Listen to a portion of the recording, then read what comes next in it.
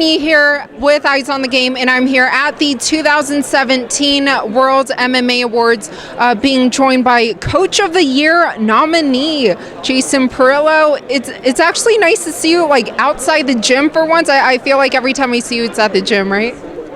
I've wore a suit 3 times in my life.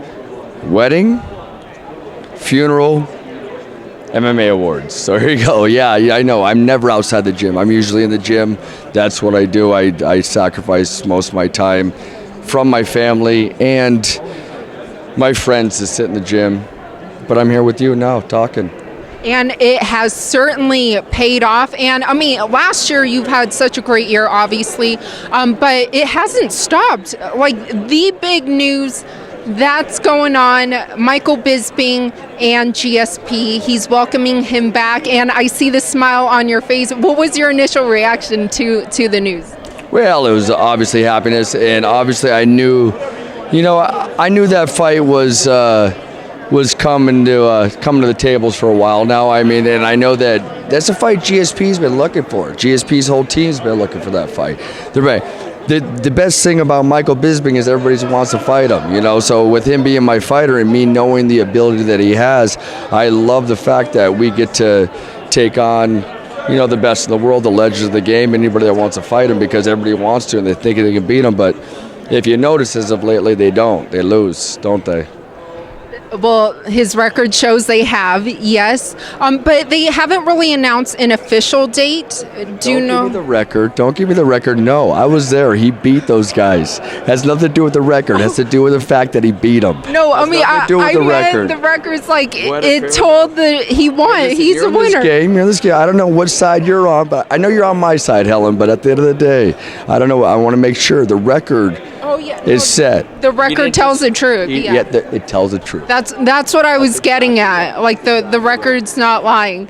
But anyway, so with this big fight though, and I know GSP will be moving up to middleweight to fight for the title. I know Michael Bisping, he's had a lot of big fights throughout his career, but would you say that this would be the most significant? Significant? You know what? The most significant fight always in any fighter's career is winning that title.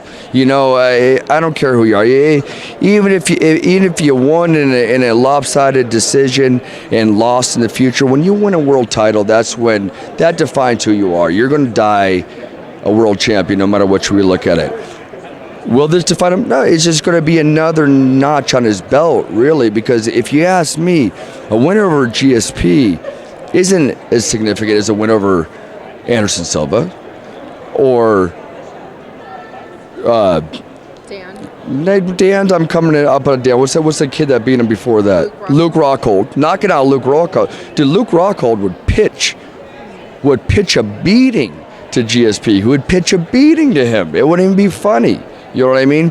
And Dan Henderson would do the same. And Dan Henderson's the guy that knocked down Michael Bisping. To get knocked out by a man. I don't know if you've ever fought, and whoever's listening, if you ever fought before, if you've ever been knocked out before, to be knocked out cold and jump at the opportunity to fight that guy again, go through the steps and walk into that battlefield and beat that guy, you know what I mean? That's a whole different animal. It's a special being.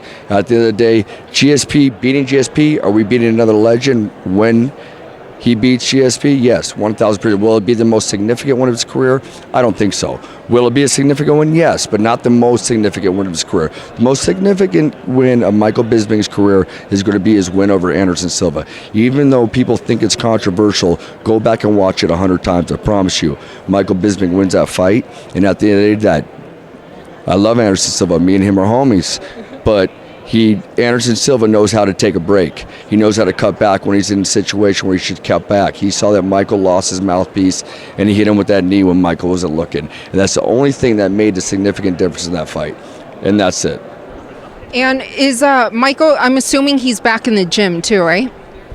Oh, yeah, he's always in the gym. He's got his knee, but I mean, Mike came to the gym on what are we on? Thursday, he came to the gym Tuesday, and he's limping. I'm like, what are you limping for? He's like, he's got knee surgery. He's got a pocket his knee. He's trying to run on it. Michael doesn't stop training. You got to understand. There's different beings in this sport. There's different beings that some people take this because this part is important with the cameras and this little microphone here and talking about this and getting the red carpet treatment and the whole 9 yards. But Michael Bisping's a fighter through and through, and you'll see him more in the gym than you'll see him on the red carpets, and he spends a lot of time on red carpets. And lastly, because I know you have to get going, but well, thank you. What about, I kind of want like an update with Chris Cyborg. I know she's... My girl. When's she coming back, though? She is back. She's back. She just had to go through the bullet. She had to go through the... I mean, when's her next fight?